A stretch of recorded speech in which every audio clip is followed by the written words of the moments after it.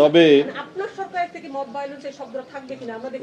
আমি প্রথম দিনই বললাম যে বাংলাদেশে মব কালচার শেষ, এবং বলে যদি কোথাও হয়ে থাকে সেটা আমরা অ্যাড্রেস করব।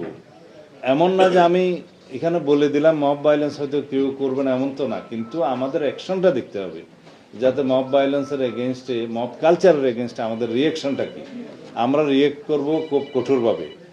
দেশে কোনো মব কালচার থাকবে না, এবং মব সৃষ্টির মাধ্যমে মহাসড়ক সড়ক অবরোধের মাধ্যমে দাবি আদায় করার জামানা শেষ। বৈধ পন্থায় স্মারকলিপি দেবে, মিছিল করবে, সমাবেশ করবে, আদালতে যাবে, এবং যে কোনো বৈধ বা আইনানুগ কোনো দাবি দেওয়া থাকলে সেটা যথাযথ ফোরামে উপস্থাপন করবে, বিবেচনা হবে। এটাই নিয়ম।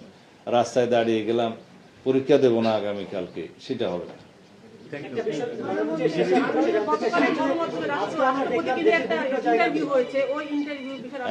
গতকাল একটি গণমাধ্যমে রাষ্ট্রপতিকে, এখন যিনি আছেন তাকে নিয়ে একটি ইন্টারভিউ হয়েছে। উনি বলেছেন আগের সরকারের যিনি সাবেক প্রধান উপদেষ্টা ছিলেন তাকে নিয়ে অনেক কিছু কথা বলেছে, যে উনি বিদেশ থেকে আসার পরে তার এই প্রশ্ন এখানে আসবে নাকি? আইন শৃঙ্খলার সাথে জড়িত এই বিষয়ে আপনারা সরকারের পক্ষ থেকে এগুলা আইন শৃঙ্খলা, এগুলা এই বিষয়টা কিভাবে দেখছেন আপনারা? আসলে এগুলা আইন শৃঙ্খলার সাথে জড়িত। হ্যাঁ,